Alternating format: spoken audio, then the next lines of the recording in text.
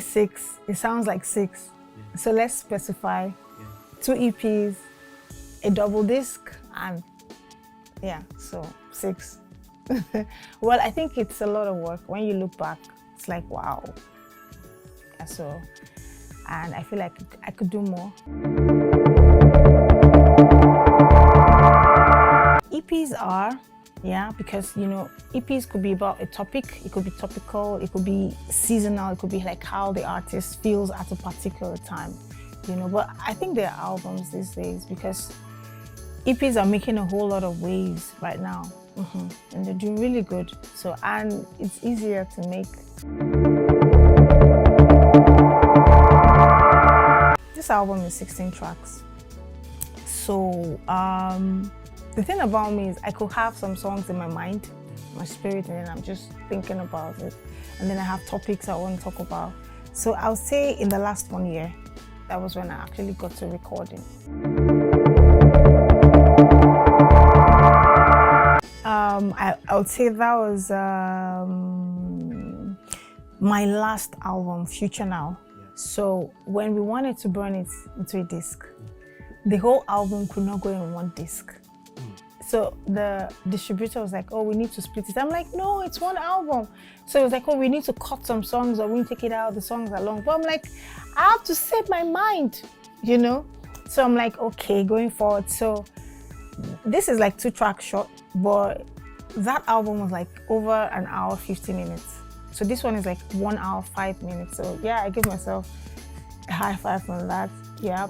But I think it was at that point when we had to burn it into a disc, make the master, and they're like, oh, we have to have 2. I'm like, no, it's not 2, it's 1 album. Yeah. The distributors, we continued. It's same basic orthodox, and then this time around, you know, the whole lot of upfront offers, you know. Yeah, so it goes to the streaming platforms. And yeah.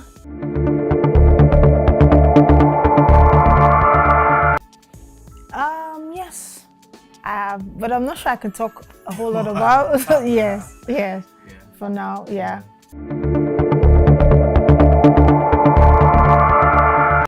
So I think that interview, when I was interviewed, I was like around 10, maybe something like that. So when it came, I was like 10. So I'm just going with it. I think it was around that age because I was too young to be particular about the age, you know? Yeah. So it was around that age because I was in primary school, yeah, and I was recruited to back up, you know, and it was fun because you get to mix school, miss extra lessons, to be on stage and dance. You know, sometimes you dance with the microphone is visible. That was all good. Yeah.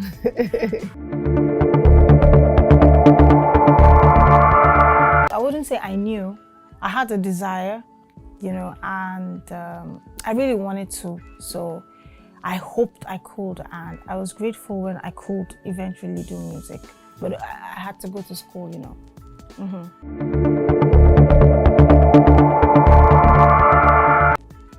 No one's going to have the conversation with me about going music without finishing school. So I just gave myself sense, you know, I went with it, you know, so I just went through school. So I was always encouraging myself, like, you will soon be singing.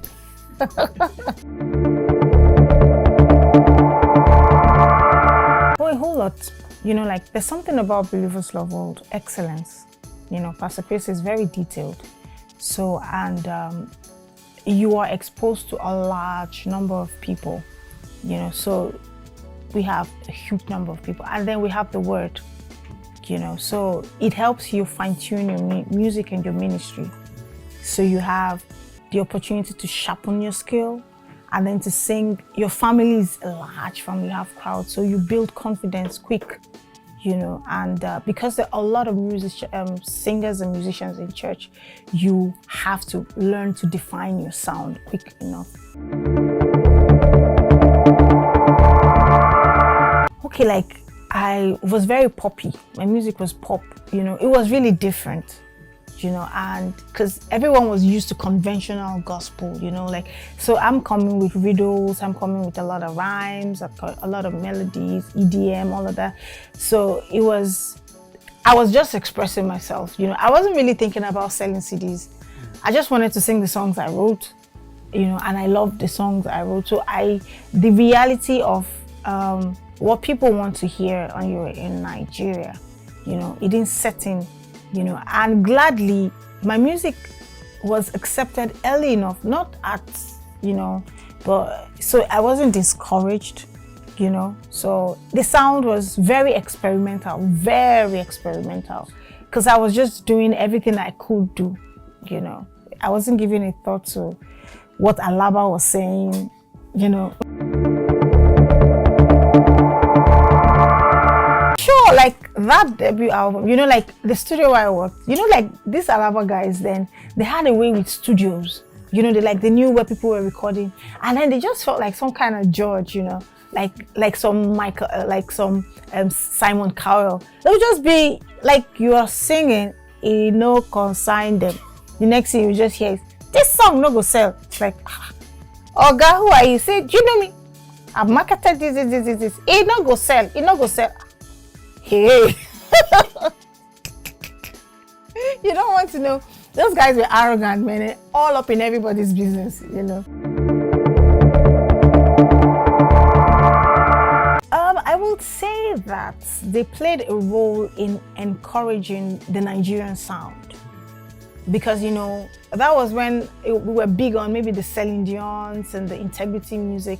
And then people were, you know, it was like, I don't listen to Nigerian music. I don't watch Nigerian movies. But you see, they changed it because it was wrong what they did, all the piracy, but they brought the artists to the audience, to Nigerians. And then they changed the Nigerian taste board, you know, for music, the ears, and so they played that role, you know. And because they kept demanding for homegrown, for home sound, it encouraged Nigerian artists for us to make homegrown sound and, you know, discover our identity. So I think, yeah, they played, somehow their mischief played out good for us. I've been writing, you know, I find them, you know, maybe my parents, you know, they show me, you know, some of them, it was no difference. The difference between Twinkle Twinkle and, it was really, but I was writing. It didn't make sense, but I've been writing. So I think as I grew, it started to make sense, you know, yeah. Oh yeah, my father is like a music connoisseur. He has this amazing library, you know, so, but he does a lot of classical, you know, so I was exposed to classical music, the Handels, the Bach, the Mozarts and all of that, and choral, and a lot of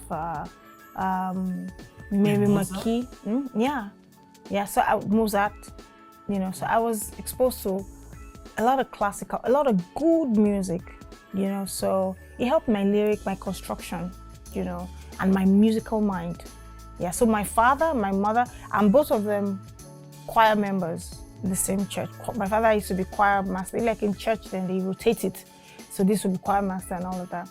So sometimes we go with them to church for rehearsal. So we have to wait out the rehearsal. So a huge influence, yes. I felt like, you know, like you just come to realize that what is worth talking about? It's only, I mean, if I was going to sing secular sing, I didn't find any other topic worthy of such lengthy of a career, you know. So I feel like, I tell people, like, if I meet you, if I ever come in contact with you, if my music meets you, if you ever get to hear just one song, 5 minutes of your entire life, I would like to leave you with something that could help you eternally, something that could change your life forever. So if I have money, I'm not the richest, so why am I telling you about the money I have, you know? So if we want to talk about beauty, I'm not the most beautiful, so what's that going to do for you? But if I have found faith and I have found strength, I think that will help you. So I will sing about that over and over again.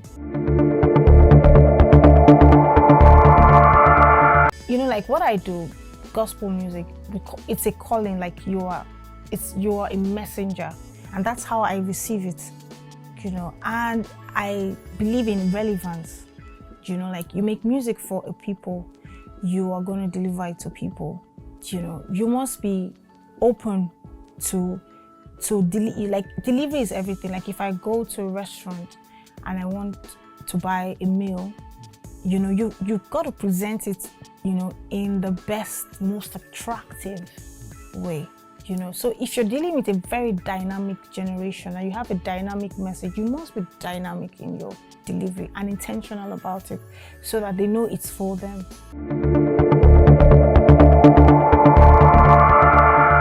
Well, you know, like a lot of gospel music is about worship or is about praise. So if they packaged it like it was more dynamic than it was, it would be a problem.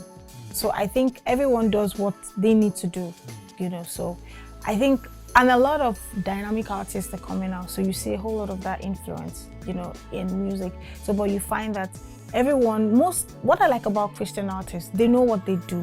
Like those who do gospel, they don't worship, they don't try, you know, they just stick with worship. Those who do praise, those who do high praise, those who do Fuji, you know, high life praise, you know, they stick with what they do and they package it for that, you know, yeah.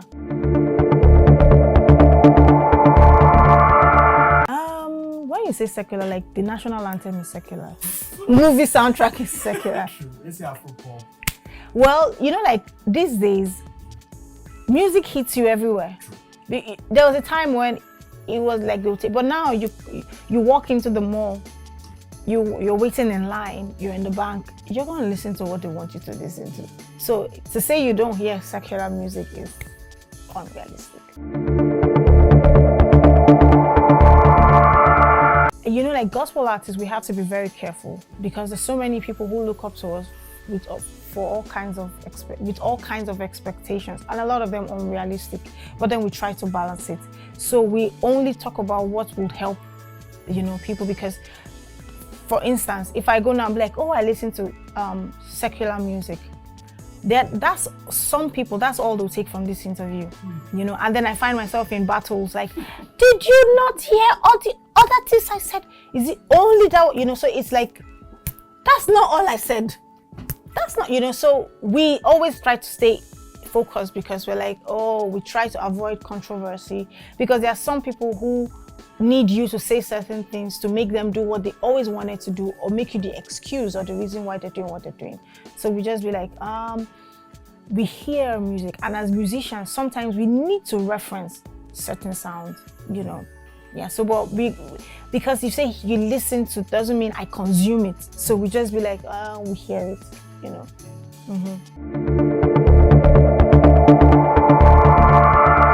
Oh yeah, so I have this song, Fix My Eyes on You, and we actually started talking about the song last 2019, I think mid 2019. Yeah, so but somehow schedules, because that 2019 I was doing a lot of traveling, so I had the song in my mind, in my heart, like I wanted to sing this song. So we're going to record it, but we didn't make time enough for that. No, we didn't make time, there was no time. You're like, is it that she was out? I was out, and either way. So then COVID-19 and fear and uncertainty, I mean, I saw people make posts, be like, what's the future for the human race?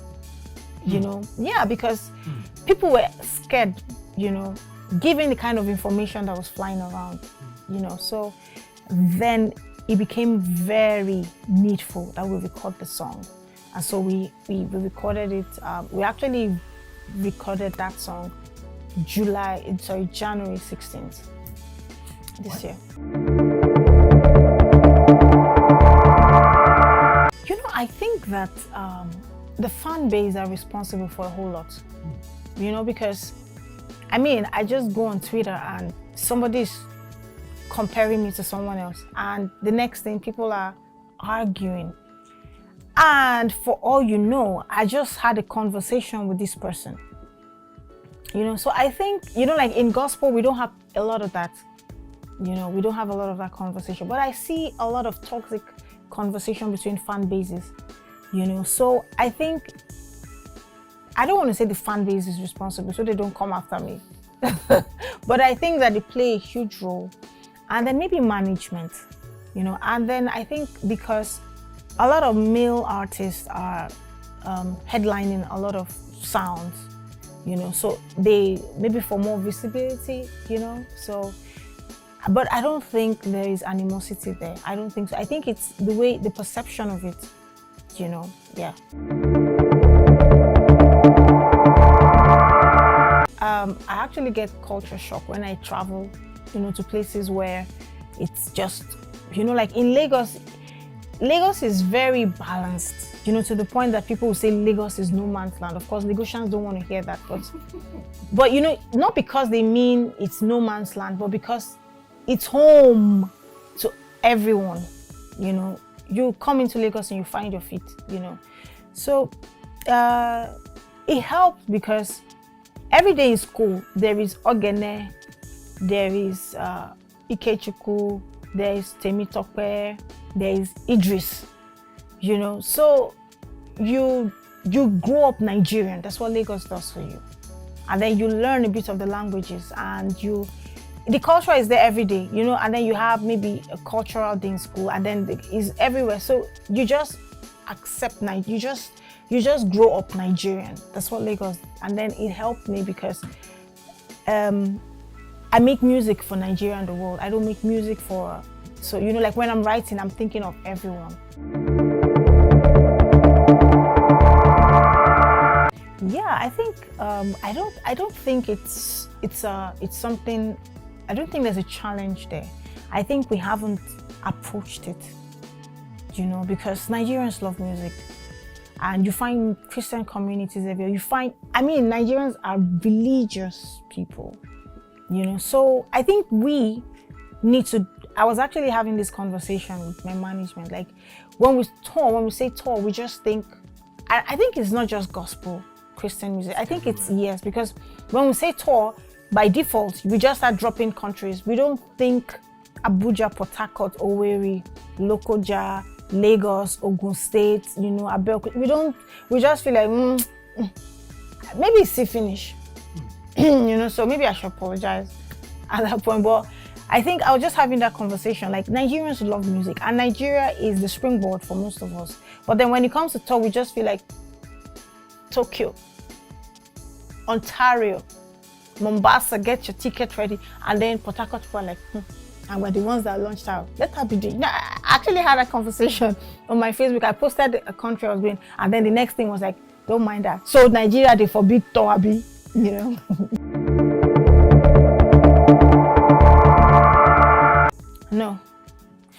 I'll tell you why. Nigeria is the trigger trend for Africa.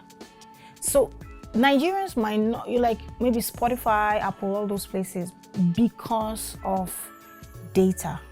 These things are data. Data is, you might say, people argue that data isn't so expensive in Nigeria, but then you have to look at the earning power. Nigerians pay for a lot of things that they shouldn't be paying for. So they have a lot of concerns, growing concerns. So the last thing they want to do is, spend so much, So that's why platforms like Boomplay, Audiomack are doing good.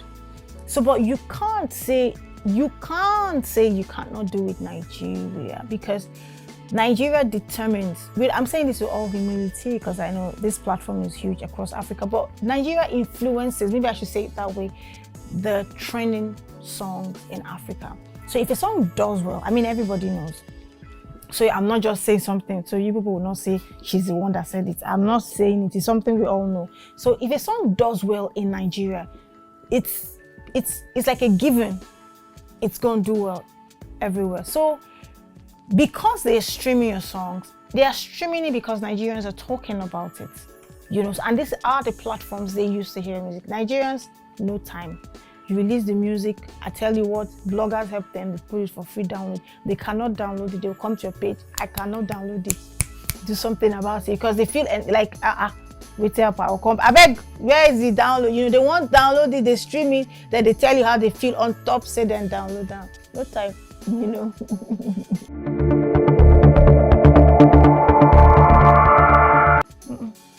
I mean, superstar is relative. Because, I mean, you walk in the street, your neighbors see you every day. So it's like, Ada, what's up? Did you see? Then you get into your house, shut that door, you know. Then you go to your father's house. My friend, will you sit down? When I'm talking, you keep quiet. Then you get into your, then you come out and you're driving. And then there's a bike man and he comes and say, you there, Chris? I mean, come on, it's relative.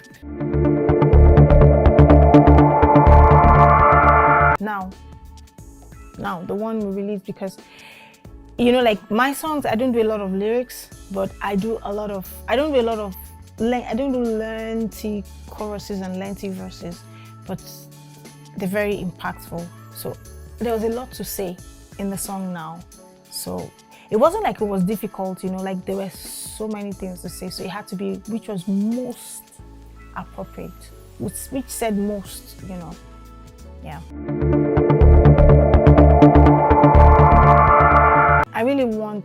I would like to see people strengthened, because we need each other right now. We need to be lifted. So I'm looking forward to that lifting, you know. I'm looking forward to, you know, the title of that album is Born of God. It's taken from 1 John 5:3. It says, whatsoever is born of God overcomes the world. So we are children of God, so we are overcomers.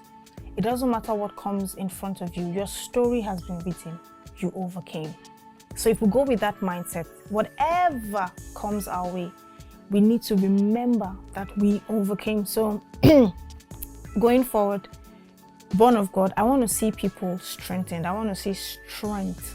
I want to see like it's like 16 songs of hope, faith, and love. So even in the midst of it all, have faith and be a loving person. Love people, because we need each other. We need to love people more.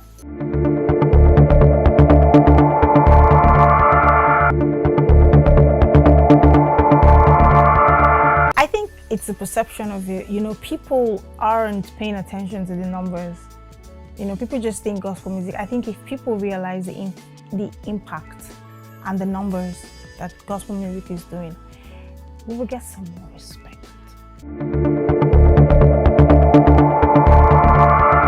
At Adaehi Moses on Instagram, Facebook at Adaehi, Twitter at Adaehi Moses, YouTube at Adaehi.